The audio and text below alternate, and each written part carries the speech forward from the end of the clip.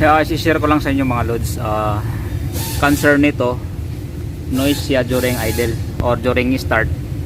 So during inspection namin, ang nakita namin itong starter. Ayan. Kung nakita nyo itong bindik sa starter natin, yan, hulog na yan, yan.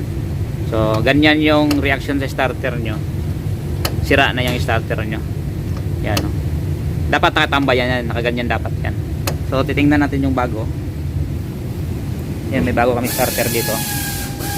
So yan ang niya, original. Diba? Pag ikot niyan, pag start, yan yan dapat babalik siya. Yan. So yan ang okay na starter motor. Yan, bumabalik tong niya, gear.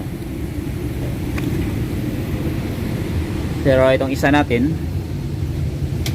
ito, ayan, hulog na siya, hulog.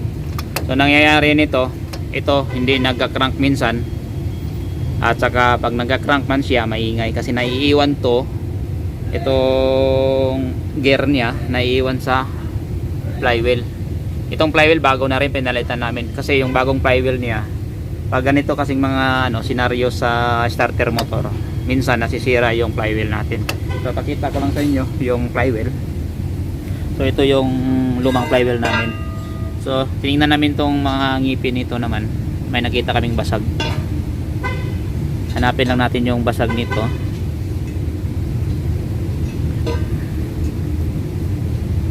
Yan din indication din yan sa yan. Dahil sira yung starter motor natin.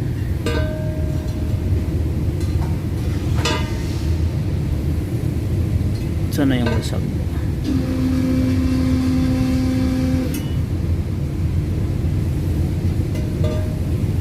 So ayan, so kung nakita nyo dito, yan, basag na rin yung ngipin sa flywheel natin. So kung ganito, palit na kayo ng flywheel din.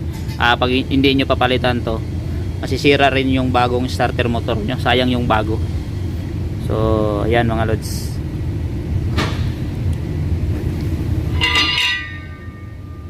Pag ganito na yung starter natin, yan, hulog na yung gear nya. So ang symptoms niyan, minsan hindi nagka-crank yung nyo, yung makina nyo. At kung nagka-crank man siya, may noise siya, naiiwan yung noise, naka-under na yung sasakyan nyo, pero may noise na naiiwan during after start nyo.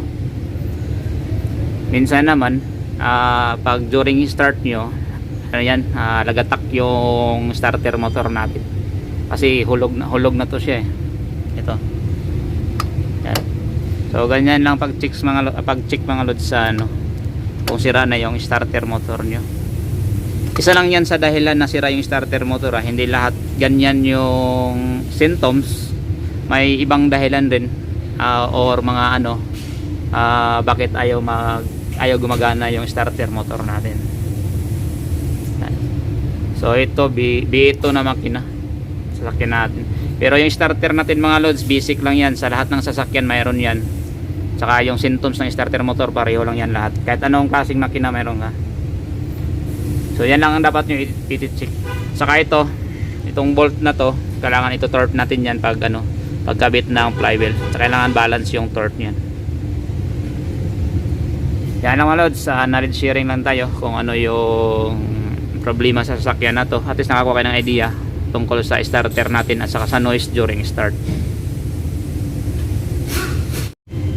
So sa pagkabit ng flywheel natin mga lods, may may piecing to siya. Kailangan hindi kayo magkamali. So ito dito banda, lubog to. Ito nakausli ito. Itong nakausli, ito ang nakaharap doon sa nakalapat doon sa crankshaft natin. Ano yan? So yan din ang titingnan nyo. Baka first time kayo magbaba, gusto nyo mag DIY. So titingnan nyo yung yung flywheel. Kailangan yung nakausli sa crankshaft, nakalubog dito palabas. Yan. So yan lang mga lods ang dapat nyo titingnan. At saka i-torque nyo yung bolt dito. Kung search nyo lang sa Google, may ano naman doon, may specs naman doon kung ano yung torque sa flywheel ng sasakyan nyo. Kasi iba-ibang sasakyan, iba-iba yung torque sa bolt nito. So ayan sa amin, nakakabit na siya. So naka-torque na yan.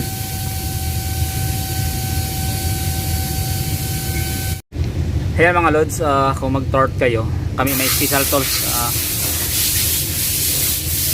May special tools kaming ginagamit ito para mag-hold sa ano natin sa flywheel para hindi ikot yung crankshaft during nagto-torque tayo dito.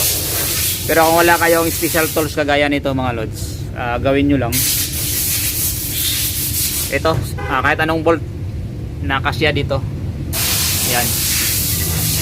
Ganon nyo lang yan. Na medyo malaki nito konti. Nakakaluso dito sa ano niya, sa pin. Ganon nyo lang yan, oh. Tapos ikutin nyo po konti, ipakagat lang siya hanggang sa mag-lock.